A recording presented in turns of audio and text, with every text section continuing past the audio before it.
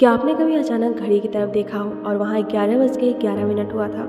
शायद आप किसी विश के बारे में सोच रहे थे, शायद किसी विश को लेकर एक्साइटेड थे या फिर अपनी लाइफ में किसी बदलाव का इंतजार कर रहे थे और उसी मोमेंट पर सामने आया 11:11। लेकिन स्पिरिचुअल दुनिया में 11:11 को अक्सर सिंक्रोनिसिटी यानी मीनिंगफुल कोइंसिडेंस से जोड़ा जाता है। और आज हम समझेंगे कि 11:11 दिखाई देने पर आपको क्या करना चाहिए।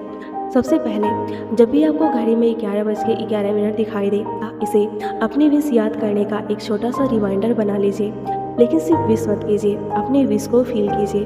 अपनी आंखें बंद कीजिए और इमेजिन कीजिए जिस चीज़ की आप मैनिफेस्टेशन कर रहे हैं वो आपकी लाइफ में ऑलरेडी आ चुका है। अगर आप सक्सेस मैनिफेस्ट कर रहे हैं तो खुद को सक्सेसफुल महसूस कीजिए। अगर आप शांति महसूस कर रहे हैं तो अपने अंदर उस शांति को महसूस कीजिए।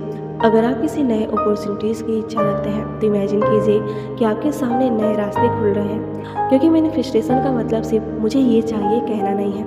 मैनिफेस्टेशन के साथ आपकी थॉट्स, इमोशंस और एक्शंस भी मैटर करते हैं। और यहीं पर 11:11 का दूसरा मैसेज आता है, सिंक्रोनिसिटी। कभी कभी लाइफ में कुछ चीज़ें एक स्ट्रेंज टाइमिंग पर होती हैं। आप किसी व्यक्ति के बारे में सोचते हैं और उसी का मैसेज आ जाता है। आप किसी अपॉर्चुनिटीज़ के बारे में सोच रहे थे और अचानक उसके बारे में इंफॉर्मेशन सामने आ जाती है। या फिर आप किसी डिसीजंस को लेकर कंफ्यूज होते हैं और उसी समय कोई ऐसी बात सुन लेते हैं जो आपको सोचने पर मजबूर कर देती है। इन मोमेंट्स को आप सिंक्रोनिसिटी की तरह देख सकते हैं।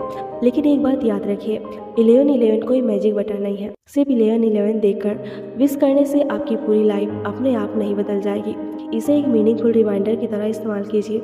जब भी 11:11 दिखे, अपने आप से 3 सवाल पूछिए। अभी मेरे माइंड में कौन सा थॉट चल रहा है? दूसरा, मैं अपनी लाइफ में वास्तव में क्या क्रिएट करना चाहती हूँ? और तीसरा, उस डिज़ायर के लिए आज मैं कौन सा छोटा एक्शन ले सकती हूँ? और यही सबसे पावरफुल पार्ट है, क्योंकि अगर आप सक्सेस चाहते हैं तो सिर्फ सक्सेस की कल्पना नहीं, उसके लिए एक्शन भी चाहिए। अगर आप अपने ड्रीम्स को पूरा करना चाहते हैं तो हर दिन थोड़ा सा आगे बढ़ना होगा। और अगर आप मैनिफेस्टेशन कर रहे हैं तो अपने थॉट्स को फियर से हटाकर पॉसिबिलिटीज़ की तरफ लाना होगा।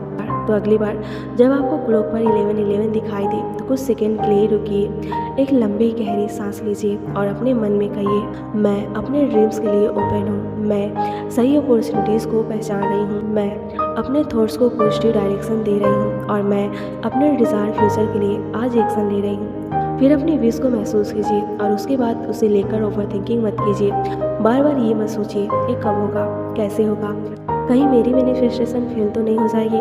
आप विश कीजिए, विजुलाइज कीजिए, उस फीलिंग को महसूस कीजिए और फिर अपने प्रेजेंट मोमेंट में वापस आ जाइए। क्योंकि कभी कभी सबसे बड़ा बदलाव तब होता है जब हम अपने ड्रीम पर विश्वास रखते हैं, उसके लिए छोटे छोटे कदम उठाना शुरू करते हैं। तो अगर आज आपको 11:11 दिखाई दे रहा है तो इसे डरने या किसी प्रेडिक्शन की तरह लेने की बजाय एक ब्यूटीफुल रिमाइंडर समझिए।